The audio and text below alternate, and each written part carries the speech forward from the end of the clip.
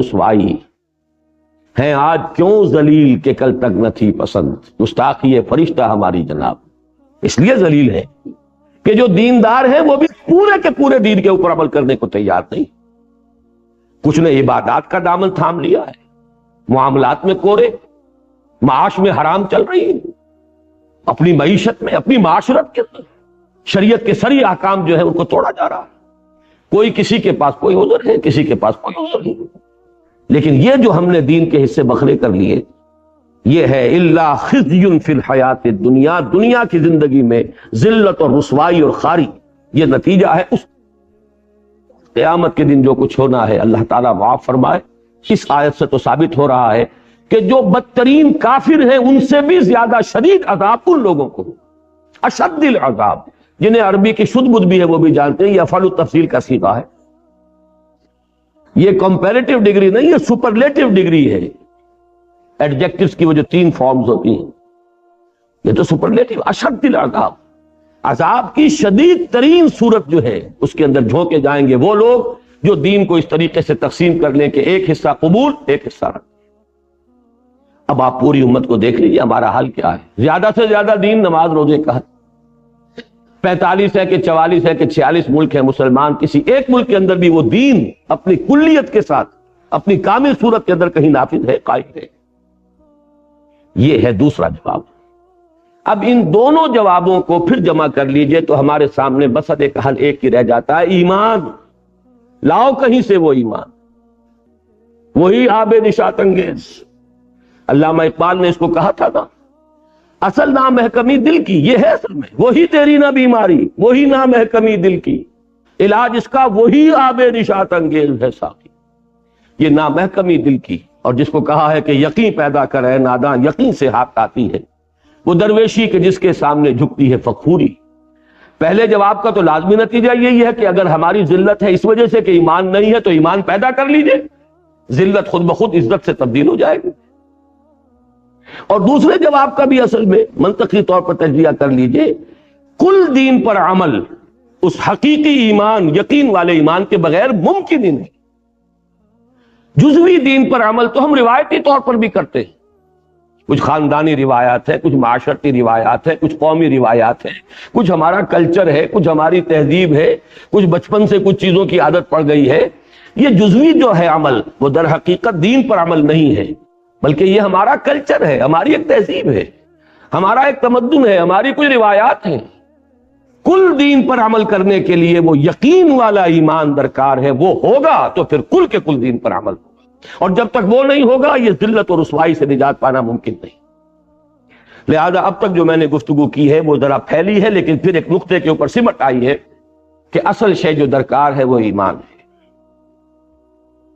وہی آب نشاط انگیز، وہی یقین والا ایمان، وہی قلبی ایک یقین و اذعان کی کیفیت، جس کو کہ انگریزی کے الفاظ میں اگر میں ادا کروں بہت سے حضرات زیادہ سمجھ سکیں گے کہ ایک ہے ریشیل کریڈ، ایک ہے پرسنل کنوکشن. زمین و آسمان کا فرق. عشق تاب صبوری ہزار فرسنگست. ریشیل کریڈ تو اس لیے ہے کہ کسی خاص طبقے میں آپ پیدا ہوئے، ایک نسل سے ہیں، جو اس نسل کے لوگ مان رہے ہیں آپ بھی مان رہے ہیں. اور پرسنل کنوکشن ہوتا ہے جبکہ آپ کنونسڈ ہو کہ یہ حق ہے.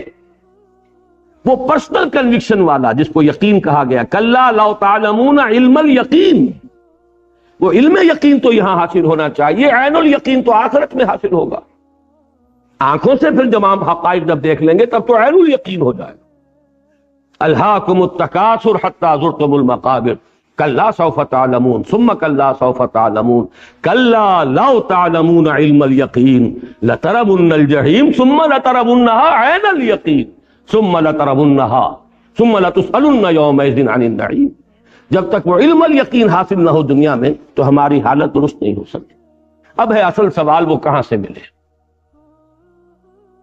اس کو میں آج چاہتا ہوں، اگرچہ متفرق طور پر یہ مضامین پہلے بھی کبھی نہ کبھی بیان ہوئے ہیں، لیکن آج ذرا میں ایک چیز کو بالکل واضح کر کے، تجزیہ کر کے، اس کی تحلیل کر کے، انالیسس کر کے چاہتا ہوں کہ اچھی طرح آپ پر واضح ہو جائے ایمان، یقین والا ایمان پیدا کرنے کے ذرائع کون سے.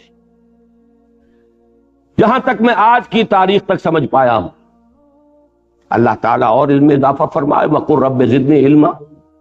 لیکن اس وقت تو میں کہہ رہا ہوں جو کچھ آج تک سمجھ میں آیا وہ یہ ہے کہ 3 ذرائع ہیں یقین والا ایمان حاصل کرنے. پہلا اور سب سے آسان اور سب سے سادہ وہ ہے ایسے اصحاب کی صحبت جو خود صاحب یقین.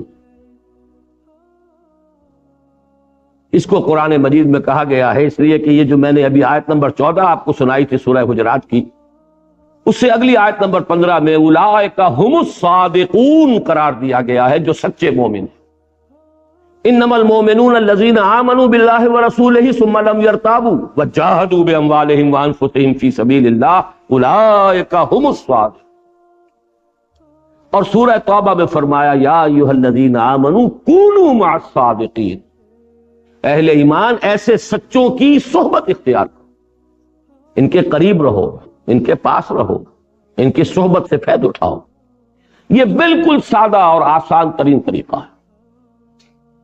اور اس کا کیا انالیسس کیجئے، اس کا کیا ہے موڈس آپرینڈائی کیا ہے، کیسے ہوتا ہے. سیدھا سا فینومینن ہے، فزیکل فینومینن ہے. آگ کی بھٹی کے آگے بیٹھیے، حرارت آپ تک پہنچ جائے گی. برف کی سل کے قریب ہوں گے، ٹھنڈ آپ تک آ جائے گی. اسی طرح کوئی شخص جس کے اندر، جس کا قلب جو ہے ایمان کی دہکتی ہوئی بھٹی، کیسے ممکن ہے کہ آپ اس کے قریب ہوں اور آپ میں ایمان سرایت نہ کریں؟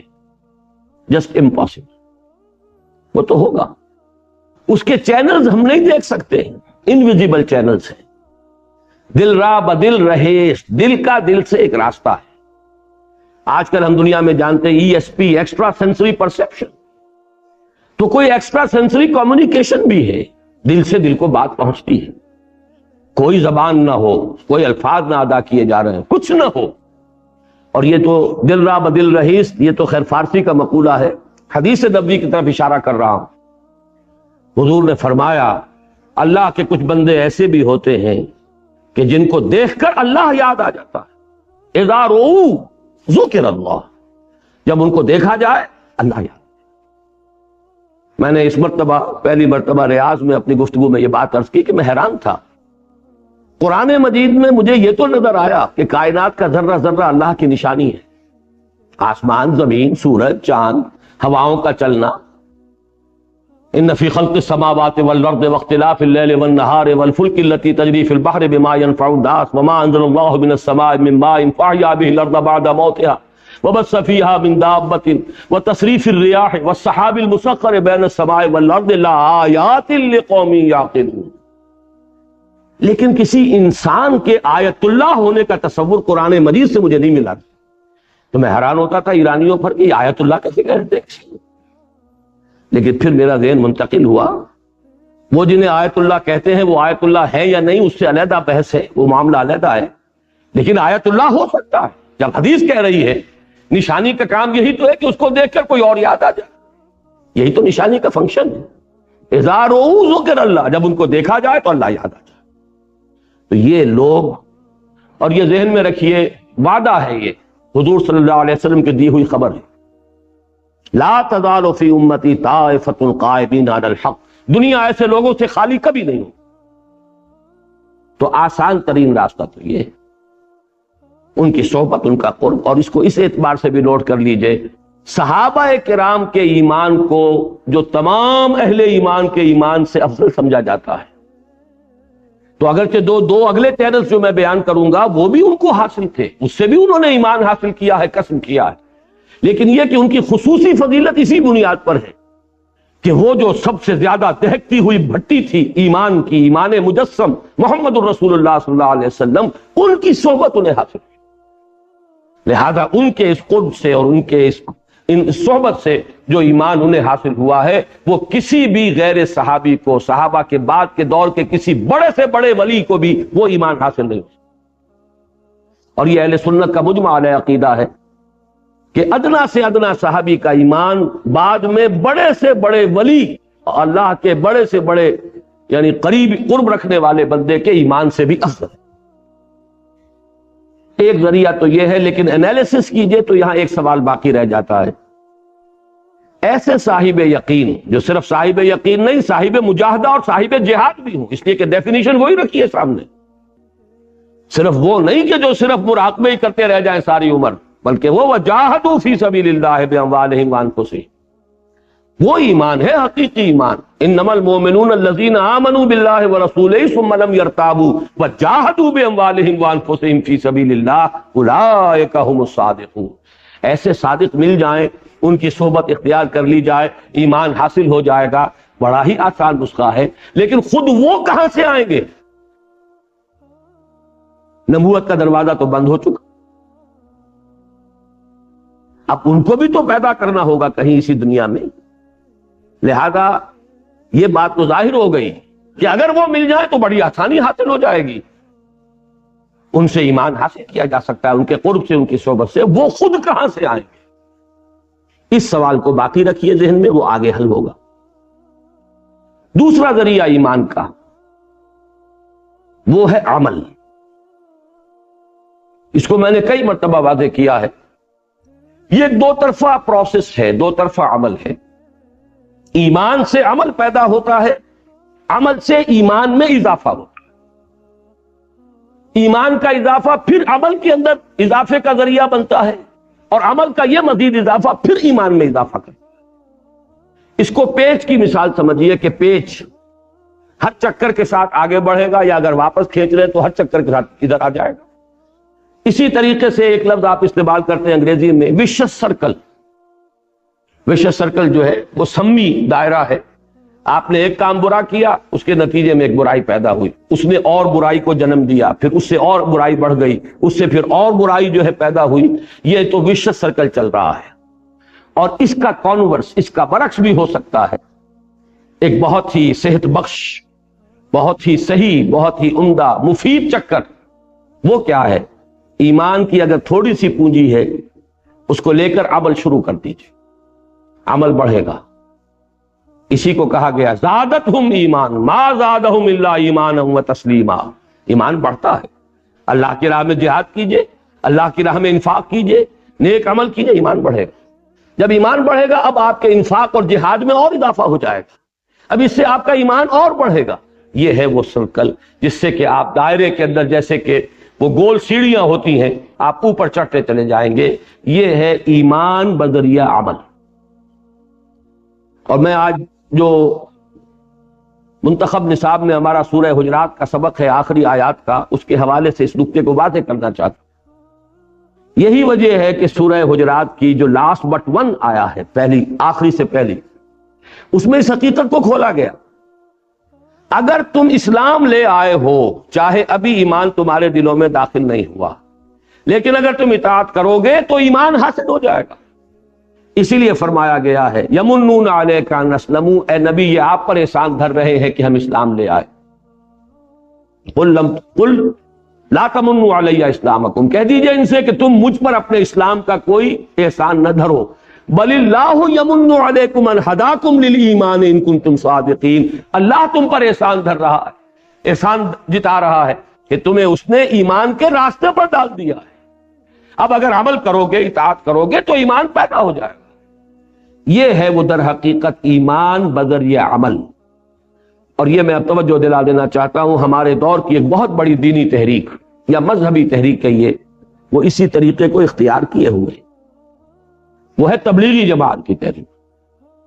یہی وجہ ہے ان کے ہاں اصطلاح ہے ایمان کی محنت. وہ عمل کے ذریعے سے اپیل کرتے ہیں. نکلو اپنے گھر سے، ماحول سے، دفتر سے، کاروبار سے، بازار سے، منڈی سے، ہر چیز سے نکلو اور نکل کر آ جاؤ. 40 دن مسجد میں رہو گے نا، ممکن ہے کہ کوئی نماز چھوٹ جائے، تمہاری جماعت جو ہے وہ فوت ہو جائے، رہو گے مسجد میں. وہاں کیا غلط حرکت کرو گے؟ ٹیلی ویژن نہیں، کوئی اور غلط جو ہے کوئی داعیات وہاں موجود نہیں. یہ جو 40 دن کی مشق وہ کرا دیتے ہیں، واقعہ یہ ہے کہ اس سے یقیناً اس سے ایمان پیدا ہوتا ہے. میں اس کا قائل ہوں، اور یہ نہ سمجھیے کہ آج کہہ رہا ہوں. یہ تو جو میرا کتاب کیا اسلام کی نشت ثانیہ سن 67 کی تحریر، اسی میں اس قرآن اکیڈمی کا نقشہ ہے جو اس وقت اللہ کے فضل و کرم سے بنی ہوئی اور ہم اس میں بیٹھے ہوئے ہیں. وہ سارا تذکرہ اسی میں، وہی اس انجمن کا مینیفیسٹو ہے، اس میں نے اس کو تسلیم کیا۔ عوامی سطح پر غیر علمی انداز میں ایک جذباتی اپیل کے ساتھ اور عمل کے ذریعے سے ایمان اس تحریک کے ذریعے پیدا ہو رہا۔ فرق صرف یہ ہے کہ انٹلیکچوئل طبقہ اس سے متاثر نہیں ہوتا۔ آپ کنفیوز نہ کیجئے، انٹلیکچوئل اور ہے، پڑھا لکھا اور ہے۔ ہر پڑھا لکھا آدمی انٹلیکچوئل نہیں ہوتا، اور جاہل ہوتے ہیں بڑے بڑے انٹلیکچوئلز، جس کو کہ آپ کہیں جاہل وہ عالم نہیں ہے، وہ بڑے انٹلیکچوئل ہوتے ہیں۔ یہ ساخت ہے ایک مزاج کی۔ ایک وہ لوگ ہیں جن کی شخصیتوں میں عقل کو اولیت حاصل ہے، ان سے جب تک آپ دلیل اور برہان سے بات نہیں کریں گے وہ آپ کی بات سنیں گے۔ ایک وہ ہے کہ جو جذباتی انداز میں بھی متاثر ہو جاتے ہیں، وہ پی ایچ ڈی بھی ہو سکتے ہیں، double triple P H Ds ہو سکتے ہیں، اس لیے کہ وہ تو پی ایچ ڈی تو اصل میں خاص شعبے کے اندر 8-7 سال رگڑے کھاتے رہیے اور ڈگری لے آئیے، وہ در حقیقت اس کی علامت نہیں ہے کہ وہ صرف انٹلیکچوئل ہے۔ پڑھا لکھا ہونا اور ہے، اور واقعتاً جس کو آپ کہیں انٹیلیجنسیا میں سے ہونا، انٹلیکچوئل ہونا، وہ دوسری بات۔ اور آپ کو مل جائیں گے ایسے لوگ کہ جو دستخط کرتے نہ کر سکتے ہوں اور صرف وہ انگوٹھا لگاتے ہیں، لیکن بات ایسی کریں گے منطقی کہ بڑے سے بڑے پڑھے لکھے لوگوں کو ان کے نیچے سے زمین کھسکا دیں۔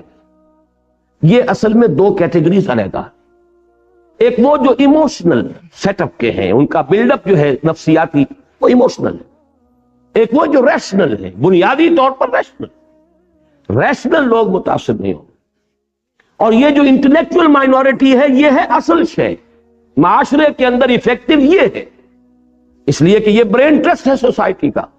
اگر یہ کنورٹ نہیں ہوگا تو معاشرہ ایز اے ہول کبھی کنورٹ نہیں ہوگا، چاہے عوامی سطح پر ایموشنل انداز میں آپ کتنے ہی لوگوں کو کنورٹ کریں۔ یہ صغرا کبرا ہے میرا۔ میں نے جماعت اسلامی سے علیحدگی کے بعد 2 سال تبلیغی جماعت کے نہایت قریب ہو کر گزارے تھے، یہ طے کرنے کے لیے کہ آیا میں اپنے لیے بھی اپنی دینی دلچسپی جو بھی ہے اس کی تسکین میں اسی میں کام کرتے ہوئے حاصل کروں، لیکن بالآخر فیصلہ جو میں نے کیا ہے وہ علی وجہ البصیرت کیا ہے، اور وہ یہ ہے کہ اس تحریک کا یہ جو اثر کا حلقہ ہے وہ محدود ہے۔ پھر اس کے سامنے انقلاب ہے ہی نہیں، نظام کی تنفیذ ہے ہی نہیں، ایک محدود جگہ پر صرف دعوت و تبلیغ کے درجے کے اندر نیکی کا پرچار تو ہو رہا ہے، لیکن یہ کہ اس سے آگے کی کوئی منزل ان کے سامنے نہیں۔ بہرحال میں اس وقت جو بحث کر رہا تھا وہ صرف اس اعتبار سے کہ ایک ایمان عمل کے ذریعے بھی پیدا ہو سکتا ہے، لیکن 2 باتیں یہاں پر بھی نوٹ کر لیجئے۔ ایک تو یہ کہ اس کے لیے کوئی نہ کوئی انیشل پونجی تو چاہیے نا، کہ آپ عمل کا کچھ آغاز خواہ ایموشنل انداز میں کریں، اور ثانیاً یہ کہ اس سے جو ایمان پیدا ہوتا ہے، میں ایک نئی اصطلاح استعمال کر رہا ہوں، ایک ہے شعوری ایمان اور ایک ہے غیر شعوری ایمان۔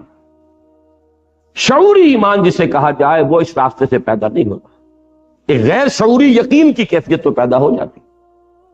وہ شے کہ جس کے لیے سورہ یوسف کی آیت کا حوالہ میں دوں گا کہ حضور سے فرمایا گیا قُلْ هَٰذِهِ سَبِيلِي أَدْعُو إِلَى اللَّهِ عَلَىٰ بَصِيرَةٍ أَنَا وَمَنِ اتَّبَعَنِي، اے نبی کہہ دیجئے یہ میرا راستہ ہے، میں اللہ کی طرف بلا رہا ہوں، لیکن کس کیفیت میں بلا رہا؟ عَلَىٰ بَصِيرَةٍ أَنَا، عَلَىٰ وَجْهِ الْبَصِيرَةِ بلا رہا، یہ کوئی بلائنڈ فیتھ نہیں ہے میرا۔ وَمَنِ اتَّبَعَنِي، اور جو میرا اتباع کر رہے ہیں وہ بھی یہ کوئی بلائنڈ فالوورز نہیں ہے میرے، علی وجہ البصیرت اتباع کر۔ یہ جو علی وجہ البصیرت ماننا ہے اللہ کو اور آخرت کو اور نبوت کو اور رسالت کو اور قرآن کو، یہ بالکل اور شے ہے۔ اور یہ کہ ایک غیر شعوری طور پر چاہے یقین کی کیفیت پیدا ہو جائے، لیکن یہ کہ اس کا درجہ وہ کبھی نہیں ہوگا جو ایک شعوری ایمان کا ہوگا۔ لہذا ان 2 لیمیٹیشنز کے بعد اب آئیے تیسرا اور آخری اور جو اصل منبع ہے قرآن ایمان کا، اور وہ ہے قرآن۔ قرآن میں غوطہ زنی، قرآن سے ہم کلامی، صرف تلاوت نہیں، تلاوت سے بھی غیر شعوری ایمان پیدا ہوگا، محض تلاوت سے بھی، کیونکہ وہ بھی ایک عمل ہے۔ جیسے آپ عمل کر رہے ہیں، کوئی اور دین کا کام کر رہے ہیں، کوئی نماز پڑھ رہے ہیں، ذکر کر رہے ہیں، تو سب سے بڑا ذکر قرآن ہے، لہذا یہ بھی ایک عمل ہے۔ لیکن وہ شعوری ایمان پیدا کرنے کے لیے جو اصل درکار ہے، آج کے دور میں تو سب سے بڑی ضرورت اس کی ہے۔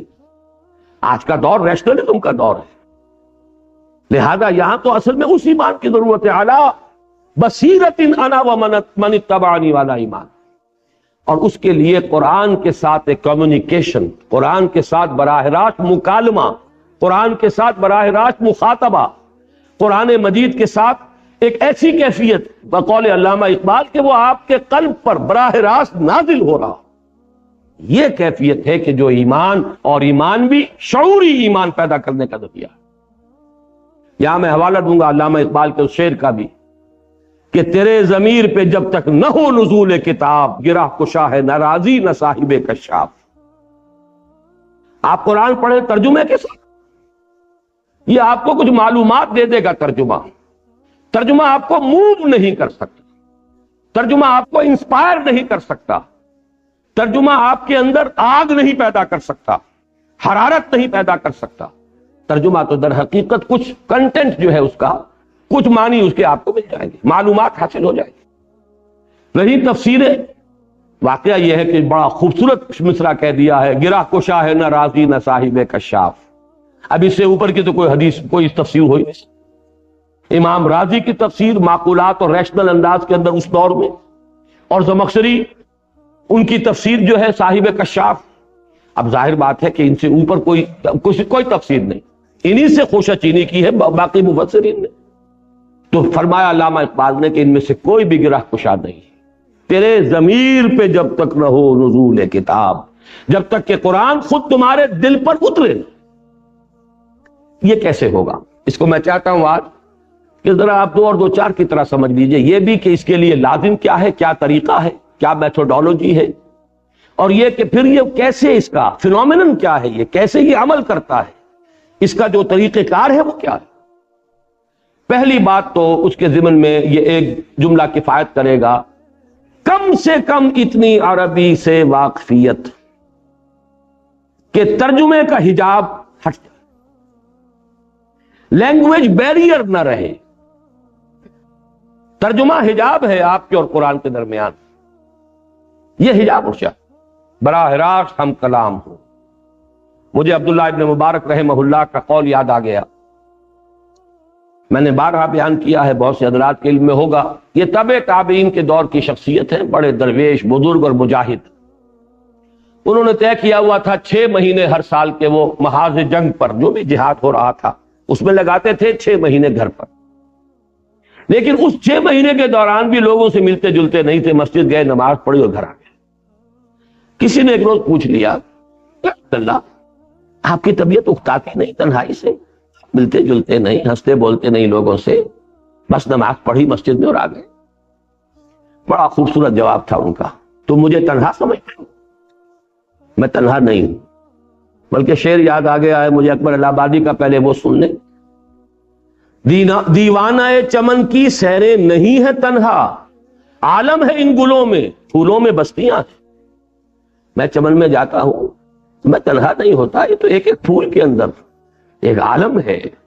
دیوانہ چمن کی سیریں نہیں ہے تنہا، عالم ہے اس چمن میں، پھولوں میں بستیاں ہیں۔ بہرحال انہوں نے جو جواب دیا وہ یہ تھا، میں جب قرآن پڑھتا ہوں تو اللہ سے ہم کلام ہوتا ہوں، جب حدیث پڑھتا ہوں تو صحبت نبوی سے فیضیاب ہوتا ہوں، تو مجھے تنہا سمجھ،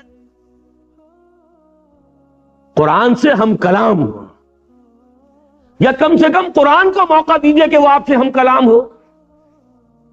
ایک تو یہ کہ آپ قرآن سے ہم کلام ہو، آپ اپنے مسائل پیش تو کیجئے قرآن کے سامنے، غوطہ زنی کیجئے، پھر جواب لیجئے، اس سے ملے گے جواب آپ کو۔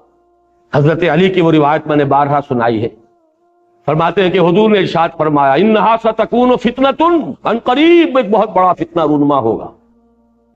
فرماتے حضرت علی کہ میں نے سوال کیا، مل مخرج منہا یا رسول اللہ، اے اللہ کے رسول اس فتنے سے نکلنے کا راستہ کون سا ہوگا؟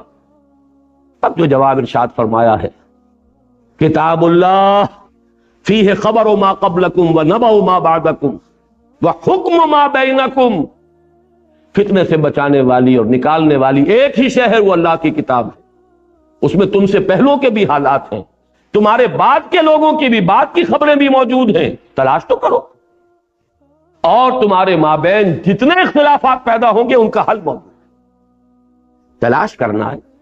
جس کو اقبال نے تعبیر کیا ہے قرآن میں ہو غوطہ زن اے مرد مسلمان، غوطہ زنی درکار ہے۔ یہ جان لیجئے کہ قرآن سے ہم کلام ہو یہ تو اعلیٰ درجہ ہے، جیسے حدیث جبرائیل میں آیا ہے کہ احسان کی دو تعبیریں کی گئی، ان تعبد اللہ کانک تراہ فإن لم تکن تراہ فإنہ یراک۔ اصل تو مطلوب یہ ہے کہ تم اللہ کی بندگی ایسے کرو اور اس کے لیے ایسے بھاگ دوڑ کرو، وَأَن تَعْمَلَ لِلَّهِ كَأَنَّكَ تَرَاهُ فَإِن لَّمْ تَكُن تَرَاهُ فَإِنَّهُ يَرَاكَ، کہ جیسے کہ تم اسے دیکھ رہے ہو، اور اگر تم نہیں دیکھ رہے تو وہ تو دیکھ رہا ہے تمہیں، کم سے کم یہ استحضار تو رہے۔ میں نے ابھی غور کیا کہ اسی طرح کے الفاظ میری زبان سے نکل گئے ہیں کہ اول تو آپ خود قرآن سے ہم کلام ہو، ورنہ اسے تو موقع دے کہ وہ آپ سے بات کر سکے، اور اسے موقع اسی وقت ملے گا جب آپ کے اور اس کے درمیان لینگویج بیریئر نہ، زبان یار من ترکی و من ترکی نمی دانا۔ آپ نے تو روک دیا قرآن کو، آپ کے دل پہ کیسے اترے؟ وہ تو ظاہر بات ہے، یہ اس کی شرط لازم ہے، اتنی واقفیت عربی زبان سے کہ قرآن آپ سے براہ راست ہم کلام ہو جائے، لینگویج بیریئر نہ رہے۔ کہیں کہیں مشکلات کے لیے تفاسیر کو آپ کنسلٹ کر لیں، کہیں کہیں کوئی شاذ لفظ آ گیا ہے اس کے لیے کہیں آپ لغت بھی دیکھ لیں، لیکن یہ کہ بائی اینڈ لارج قرآن آپ سے خود بخود براہ راست ہم کلام ہو رہا ہو، یہی ہے فینومینن۔ تیرے ضمیر پہ جب تک نہ ہو نزول کتاب، گرہ کشا ہے نہ راضی نہ صاحب کشاف۔ اب آئیے کہ اس کا فینومینن ہے کیا، یہ عمل کیسے ہوتا ہے؟ آیا یہ بات ڈاگمیٹک ہے، صرف خوش عقیدگی کے تحت کہا جا رہا ہے کہ قرآن منبع ایمان ہے؟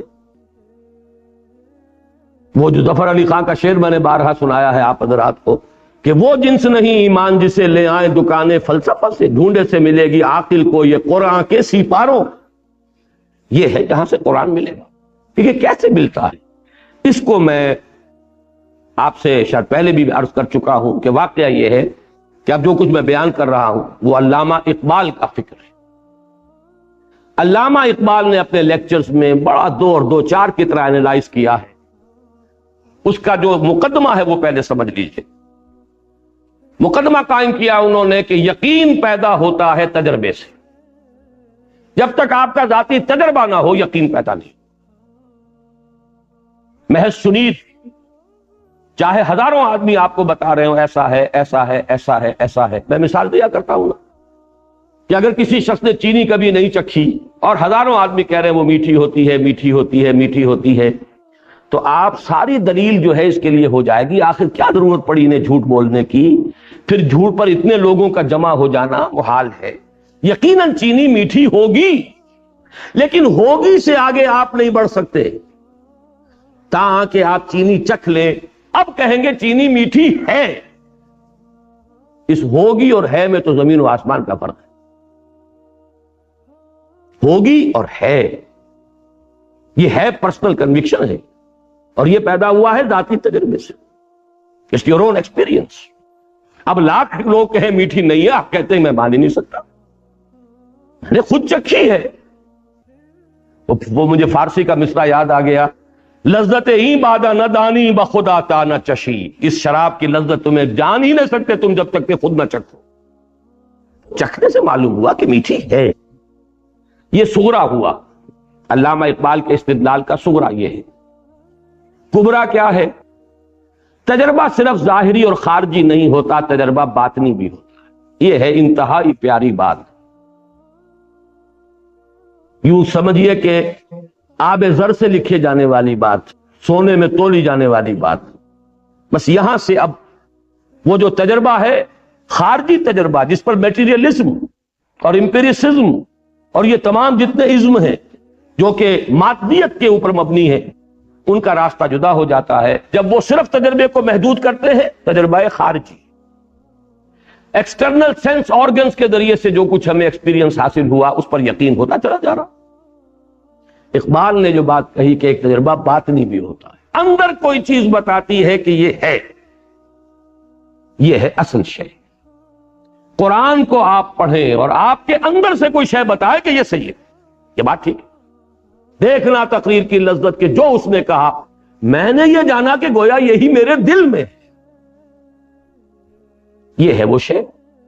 میں اس کا اور مزید وضاحت کروں گا، وہ دل کس شے کا نام ہے۔ ابھی یہاں تک صرف سمجھ لیجئے بات کو کہ اقبال کا فلسفہ ان دو دلیلوں پر ہے۔ یقین کے لیے تجربہ ضروری ہے، لیکن تجربہ صرف ظاہری نہیں اور خارجی نہیں ہوتا، تجربہ باطنی بھی۔ آپ کا اندر بتاتا ہے آپ کو کہ یوں ہے۔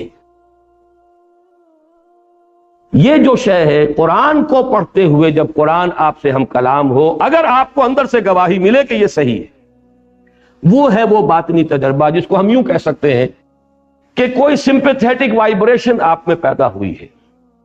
قرآن نے آپ کے شخصیت کے کسی باطنی تار کو چھیڑا ہے۔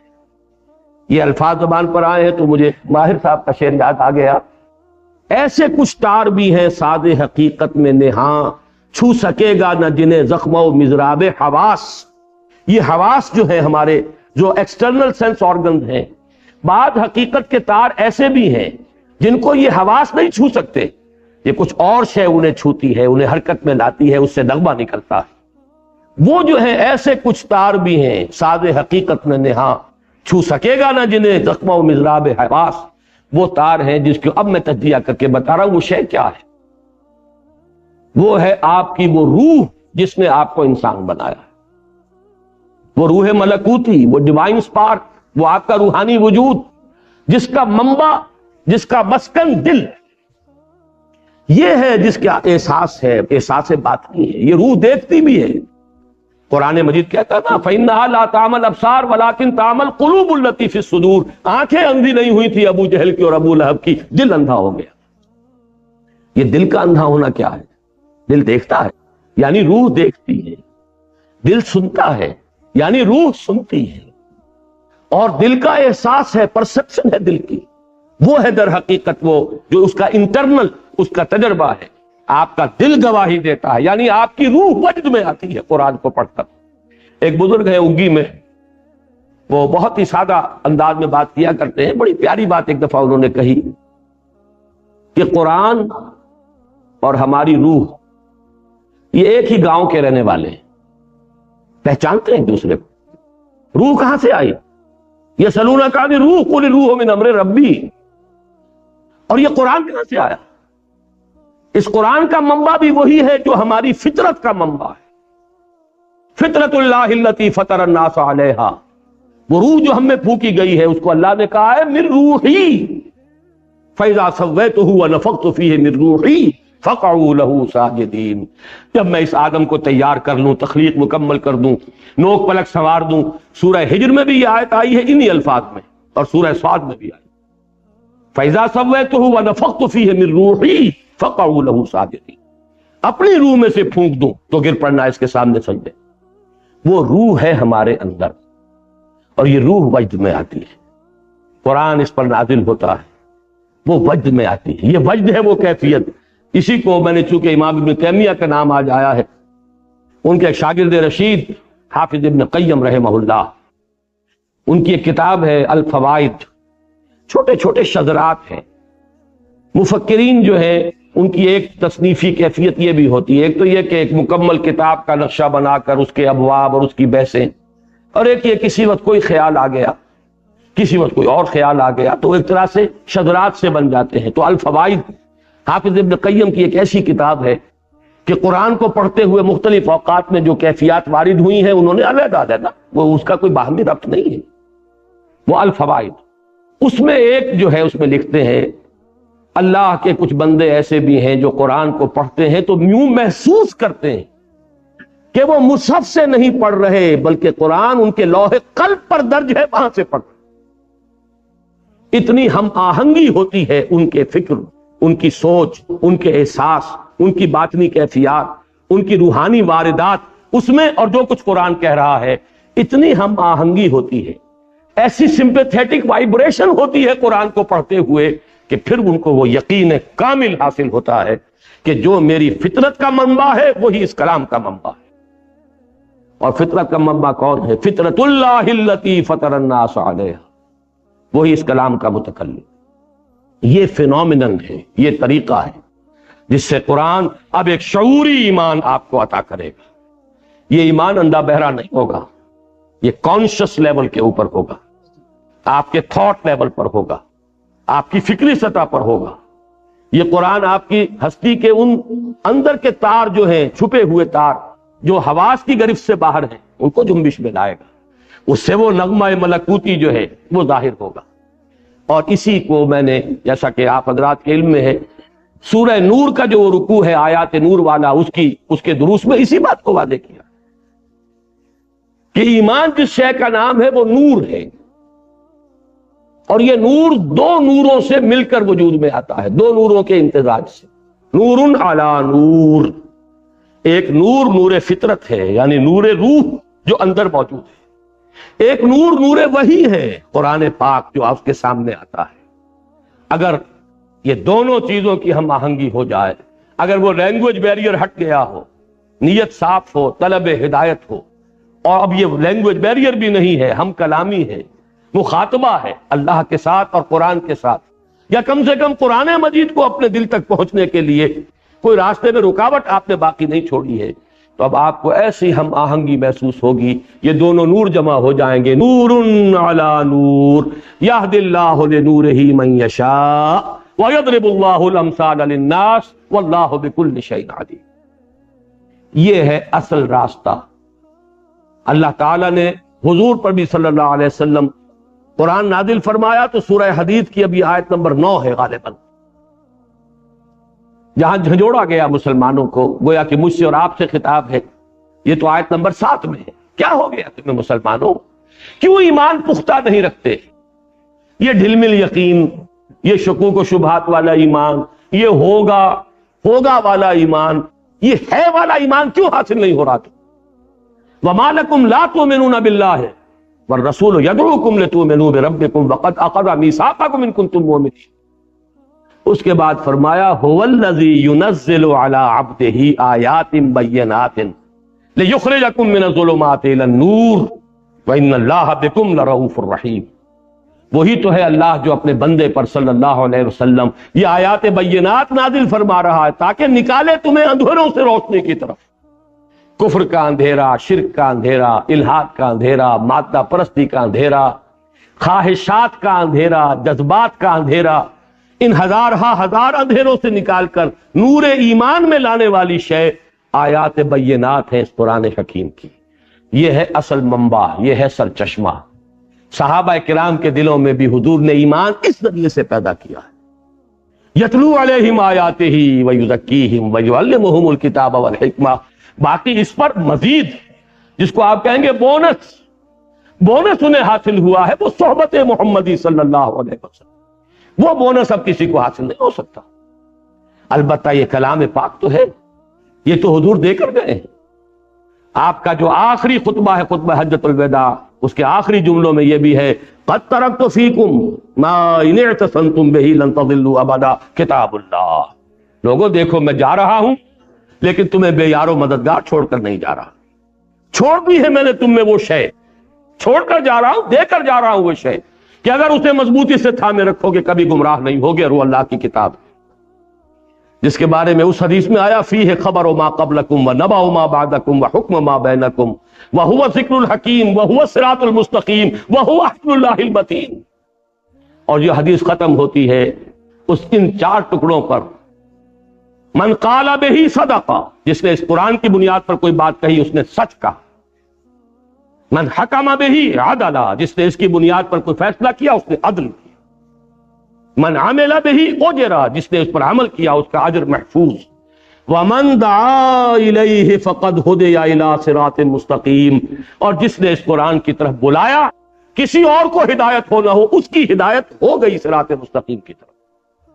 یہ گارنٹی ہے محمد الرسول اللہ صلی اللہ علیہ وسلم۔ یہ ہے ایمان کے حاصل کرنے کا اصل ذریعہ۔ میں آپ سے درخواست کروں گا کہ میرا وہ کتابچہ جو ہے اسلام کی نشرت ثانیہ کرنے کا اصل کام جو ہماری اس انجمن کی اساس ہے، بنیاد ہے، اس اکیڈمی کا حیولہ پہلے دماغ میں وہی آیا تھا۔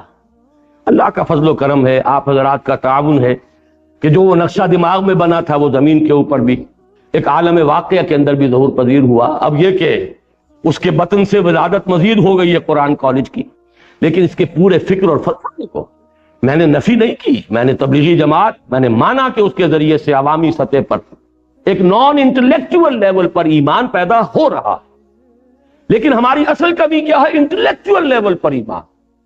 ھذہ سبیلی ادعو الی اللہ علی بصیرۃ انا ومن اتبعنی.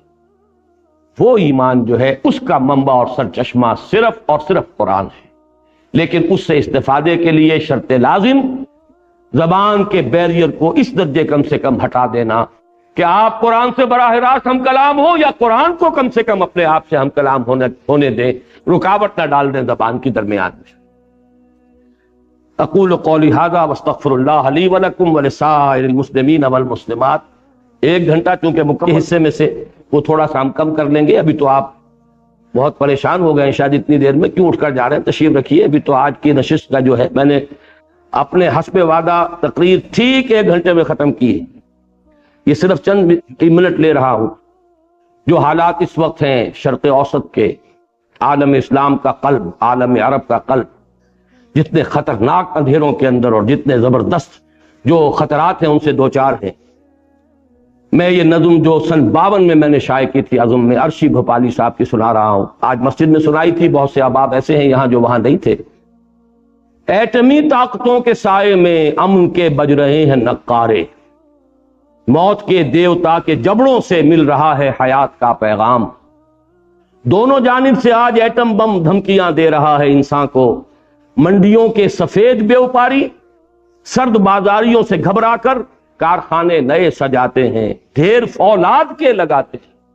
یہ سارا اسلحہ سازی کی سب سے بڑی صنعت جو ہے اسلحہ سازی کی صنعت، اور سب سے زیادہ جو ہے تھرڈ ورلڈ سے جو پیسے جو ہیں کھینچے جا رہے ہیں وہ در حقیقت اسی ذریعے سے کھینچے جا رہے ہیں.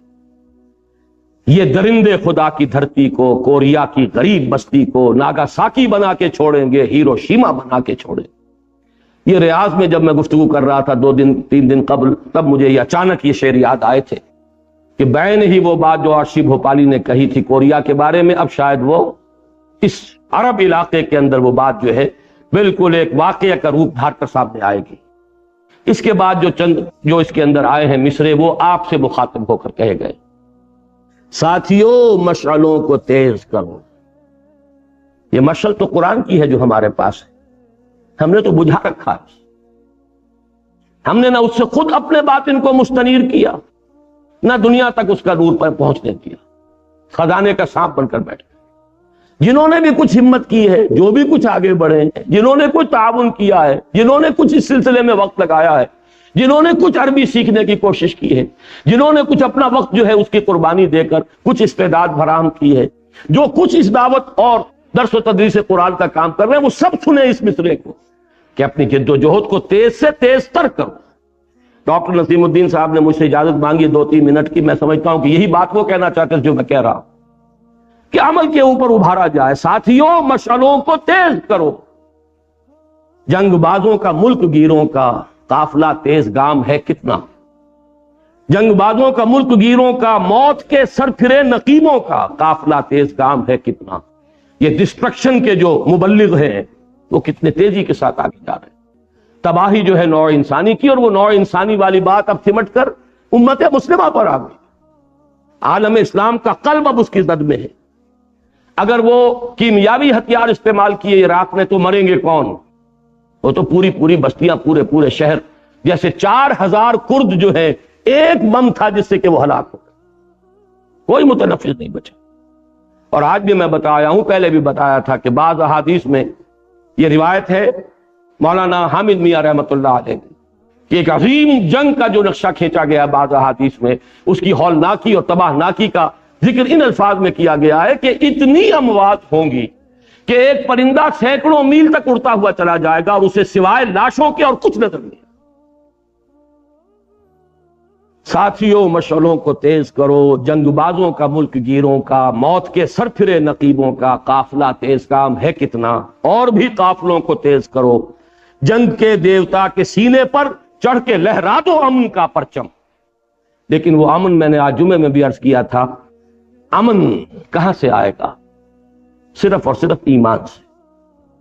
ای الفریقین احق بالامن ان کنتم تعلمون. قرآن مجید میں سورہ انعام میں پہلے سوال کیا اللہ نے، لوگوں اگر جانتے ہو تو بتاؤ دونوں فریقوں میں سے امن کا اصل حقدار کون ہے؟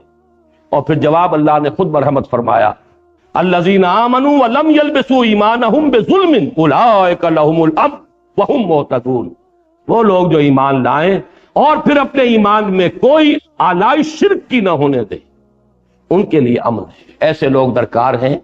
پھر وہ ایمان پیدا ہو جائے جس کا لازمی نتیجہ جہاد ہے، دین کے غلبے کے لیے۔ ان صلاتی و نسکی و محیایا و مماتی للہ رب العالمین، اس کیفیت کے ساتھ انسان اپنے آپ کو، اپنے تن من دھن کو وقف کر دے، تب کہیں جا کر شاید اس روئے ارضی کی قسمت بدل جائے، امت مسلمہ کی قسمت بدل جائے، شاید ہماری قسمت بدل جائے، ہمارے حالات میں بہتری کی کوئی شکل پیدا ہو جائے۔ تو ضرورت ہے جد و جہد کی، کوشش کی، اور جد و جہد کے لیے ضرورت ہے ایمان کی، اور ایمان کا منبع اور سرچشمہ ہے قرآن حکیم۔ اقول قولی ھذا واستغفر اللہ لی ولکم ولسائر المسلمین والمسلمات۔ اب دو صورتیں ہیں، یا تو یہ کہ ہم پہلے نماز پڑھ لیں اور اس کے بعد سوال جواب کی جو ہے ہم نشست رکھ لیں گے، یا یہ ہے کہ اسی وقت پہلے اس حصے کو بھی ہم نپٹا لیں اور پھر نماز پڑھ لیں، جیسا بھی آپ حضرات کی رائے ہو۔ جی پہلے کیا؟ ہاں تو سوالات ٹھیک ہے، سن لیا ہوگا۔ اصل میں اس میں سوال نہیں ہے، اس کو تو تبصرہ کہا جائے گا۔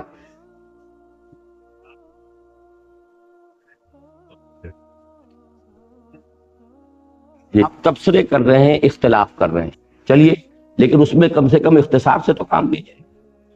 یعنی ایک صاحب نے یہ فرمایا کہ آپ نے جو آخری بات فرمائی اس سے مجھے کامل اتفاق ہے، پہلی دو باتوں سے اختلاف ہے۔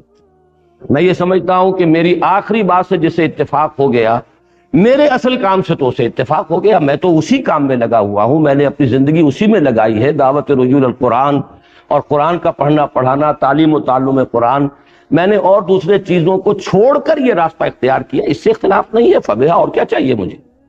باقی اختلاف جزوی جو ہے، کسی تحریک سے کوئی اختلاف، میں نے بھی جہاں ان کی وہ تعریف کی اپنے اس کتابچے میں، وہاں اختلاف بھی ظاہر کیا ہے۔ یہ نہیں ہے کہ میں نے کلیتاً انڈورس کیا ہوں، لیکن میں یہ سمجھتا ہوں کہ پہلی بات کا انکار کرنا وہ تو بہت ہی صریح ایسی بات ہے کہ جو میں سمجھتا ہوں کہ ایک صاف حقیقت کا صرف ایک ضد کی بنیاد پہ انکار کرنا ہے، وہ بھی اس وجہ سے کہ چونکہ اس شکل کو بدنام کر دیا گیا ہمارے خاص تصوف کے حلقوں میں، تو تصوف کے حلقوں میں جو چیزیں بدنام ہو گئی ان سب کو چھوڑیں گے تو میں آپ کو یہ بتاتا ہوں کہ ہم نے دین کی کوئی شے نہیں چھوڑی جسے بدنام نہ کر دیا ہو، تو پورے دین کو چھوڑنا پڑے۔ کیا حج بدنام نہیں ہو گیا؟ کہا جاتا ہے کہ حج کر کے آنے کا مطلب یہ ہے کہ پچھلے گناہ صاف اور بسر نو، نیا لائسنس لے کر آدمی آتا ہے نئے حرام خوریاں کرنے کے لیے، تو کیا آپ حج کو ساقط کرتے ہیں؟ انسٹیٹیوشنز ہمارے کرپٹ ہوئے، اس میں کوئی شک نہیں ہے، لیکن یہ کہ یہ حقیقت کے صحبت سے ایمان پیدا ہوتا ہے، اس کو جھٹلانا تو گویا کہ آفتاب آمد دلیل آفتاب کی نفی کرنا ہے۔ اور صحابی کا لفظ ہی ہمارے لیے اسی اعتبار سے، اسی لفظ صحبت سے تو بنا ہے، اور قرآن سے تو میں نے دلیل دی ہے، کونوا مع الصادقین۔ البتہ وہی میں نے بیان کر دیا تھا وہ صادقین کون ہیں، جن کے اندر وہ ایمان یقین والا بھی ہو اور جہاد بھی ان کی زندگی میں موجود۔ میں نے تو گویا اس سے ایک علیحدہ کر دیا تھا راستہ کہ محض خانقاہی تصوف کی طرف میرا روح سخن ہے ہی نہیں، وہ ایمان کہ جو جہاد پر منتج ہوتا۔ باقی رہ گیا تبلیغی جماعت میں زیادہ تفصیل میں اس میں نہیں جانا چاہتا۔ میں یہ سمجھتا ہوں کہ اس سے جو بھی آپ کو شکوہ ہو، شکایت ہو، وہ اپنی جگہ پر۔ میں نے بھی آخر کچھ سوچ کر 2 سال اس کے قریب رہنے کے بعد فیصلہ کیا تھا کہ میں اس میں اپنے آپ کو شامل نہیں کر رہا، میں نے اپنی جو بھی کوشش کی ہے اپنے طور پر کی ہے۔ تاہم میں آپ کی تمام باتوں سے متفق نہیں ہوں۔ آسان کام نہیں ہے جسے آپ سمجھتے ہیں، یہ کہہ دینا آسان ہے کہ بستر سر کے اوپر رکھ کے نکل جاتے ہیں، نکل کے دیکھیے تو آپ کو پتہ چلے گا کہ یہ بھی آسان نہیں، اور یہ بھی در حقیقت ہم اس سے بچنے کے لیے ایک فراریت جو ہے وہ اختیار کرتے ہیں۔ یہ ضرور ہے کہ ہم مانتے ہیں کہ اصل کام ان کے سامنے نہیں ہے، وہ میں نے خود اپنی تقریر میں کہا، اقامت دین، دین کا غلبے کی جد و جہد، میدان میں آ کر باطل کو للکارنا، وہ صرف جو ہے وہ فضائل کی تبلیغ کے ذریعے سے نیکی کا پرچار تو کر رہے ہیں، لیکن یہ ہے کہ منکر نہیں، یعنی منکر جو ہے منظم طریقے سے کرنے کی شکل نہیں کر رہے۔ یہ ساری چیزیں اپنی جگہ بس جی آپ تشریف رکھیے، وہ کھڑے ہوئے بہت پہلے سے۔ جی کوٹ کی تھی کہ پورے کو ماننا، قرآن کو جو ضروری ہے، اگر اس کے ایک حصے کو مانیں گے ایک کو نہیں مانیں گے تو پھر وہ وعید ہے، دنیا میں رسوائی، ذلت، اور آخرت میں شدید ترین عذاب۔ تو رضاوہ صاحب کا سوال یہ ہے کہ کیا یہ صرف قرآن پر ہے یا حدیث پر بھی؟ بنیادی بات پہلے یہ نوٹ کر لیجئے کہ قرآن مجید کے بارے میں ہمیں قطعیت کے ساتھ معلوم ہے کہ بسم اللہ کے بے سے لے کر اور سورۃ الناس کے سین تک یہ مکمل محفوظ ہے، اس میں کوئی تحریف نہیں، اس میں کوئی حصہ ضعیف نہیں، اس میں کوئی حصہ قوی نہیں، جبکہ حدیث کے بارے میں کوئی شخص یہ نہیں کہہ سکتا۔ اس کے درجات ہیں، اس میں کوئی مستند ہے پوری طریقے سے، کوئی نہیں ہے، کسی پر جرح ہوئی ہے، کسی کو ضعیف کہا گیا، کسی کو حسن کہا گیا، کسی کو حسن لغیر ہی کہا گیا، کسی کو حسن لذات ہی کہا گیا، یہ درجے بندیاں محدثین نے قائم کی ہیں۔ لہذا حدیث وہ شے نہیں ہے جس کے ایک ایک حرف کو آپ سمجھے کہ وہ آپ کے لیے لازم ہو گیا، اس میں تو غور کرنا پڑے گا، سوچنا پڑے گا، اس کے اندر تحقیق و تفتیش ہمارے محدثین نے بھی کی ہے، پھر اس سے اخذ اور استنباط کرنا پڑے گا۔ بعض احادیث ایک دوسرے سے جب ٹکرا جاتی ہیں، مثال کے طور پر ایک حدیث یہ ہے کہ مسجد میں داخل ہو کر مت بیٹھو جب تک کہ 2 رکعت نماز نہ پڑھ لو۔ ایک حدیث یہ بھی ہے کہ عصر کی نماز کے بعد سے سورج کے غروب ہونے تک کوئی سجدہ نہیں۔ اب کیا کرے، ایک شخص عصر کے بعد آیا ہے، عصر پڑھ چکا ہے وہ اپنی، اگر تو ابھی عصر بھی نہیں پڑھی ہے تو ٹھیک ہے، پھر تو یہ کہ 2 رکعت پہلے وہ تحیت المسجد پڑھ لے، پھر عصر ادا کریے۔ عصر وہ پڑھ چکا، اب کیا کرے؟ اب اس میں پھر فقہا کو اصول بنانے پڑے ہیں کہ ایک نہیں ہے، ایک امر ہے، کس کو مقدم کیا جائے گا، اس کی بنا پر اختلافات بھی ہوئے ہیں۔ لہذا یہ جو آیت ہے اسے تو آپ 100% منطبق کیجئے صرف قرآن پر، اس لیے کہ قرآن مجید ایک ایک حرف اس کا محفوظ ہے۔ حدیث میں بہت سی چیزیں محدثین مانتے ہیں کہ روایت بالمعنی ہے، ایک ہی حدیث ہے، ایک ہی واقعہ ہوا ہے جس کو حدیث جبرائیل کہتے ہیں، اسے حضرت عمر بیان کر رہے ہیں تو اس میں ترتیب مختلف ہے، ان کے بیٹے عبداللہ ابن عمر بیان کر رہے ہیں تو کچھ مختلف ہے، اور حضرت عباس بیان کر رہے ہیں، ابن عباس عبداللہ ابن عباس بیان کر رہے ہیں تو مختلف ہے، حضرت ابو ہریرہ بیان کر رہے ہیں تو مختلف۔ ایک ہی واقعہ، اس لیے کہ وہ حدیث جبرائیل کا واقعہ 2 دفعہ نہیں ہوا ہے، ایک ہی واقعہ ہے، 4 راوی بیان کر رہے ہیں، تھوڑا تھوڑا فرق ہو گیا، لیکن یہ معاملہ جو ہے قرآن کے بارے میں نہیں ہے، اس لیے ایک فرق جو ہے جو بھی ان کے درمیان ہے اس کو برقرار رکھیے ذہن میں۔ البتہ حدیث یا سنت یہ قرآن مجید کی مستند شرح ہے، ہم اس سے مستغنی نہیں ہو سکتے، اسی کے ذریعے سے قرآن کو سمجھنا ہے، یہ اپنی جگہ پر بات ہے۔ اب مجھے معلوم نہیں کہ پہلے کون سا آپ کھڑے ہوئے۔ باقی یہ ہے کہ بہت سی چیزیں وہ ہوتی ہیں کہ جو آپ کچھ اپنے عقل سے سمجھتے ہیں، کچھ آپ کا دل بتاتا ہے۔ جیسے بہت سے سوالات کے جواب میں حضور فرما دیا کرتے تھے استفتِ قلبک، جاؤ اپنے دل سے پوچھو، یہ دل تمہیں ٹھیک بتائے گا۔ وَلَوْ أَفْتَاكَ الْمُفْتِي، چاہے کوئی فتویٰ مفتی دے بھی دے لیکن دل بتائے گا تمہارا، تو تم اس چیز کو چھوڑ دو جس پر دل میں خلجان پیدا ہو، اس چیز کو اختیار کرو۔ دع ما یریبک الی ما لا یریبک، جس سے دل میں کوئی خلجان نہ اسے اختیار کر۔ تو اسی طریقے سے اللہ کے اس بندے کو پہچاننا یہ ہوگا کہ وہ خود دین پر عامل ہو، اس کا دین جو ہے تصور جو ہے وہ صرف نماز روزے کا نہ ہو، بلکہ وہی جو میں نے عرض کیا اولئک هم الصادقون، اس کی اس ڈیفینیشن پر پورا اترتا ہو کہ اس کے دل میں ایمان ہے، عمل میں صرف ایک حصہ نہیں نماز روزے کا بلکہ وہ جہاد ہے، وہ اللہ کے دین کے لیے تن من دھن لگائے ہوئے ہو بالفعل۔ پھر یہ ہے کہ آپ کا دل بھی یہ گواہی دے۔ یہ چیزیں وہ ہیں جو کسی حساب کتاب میں نہیں آتی۔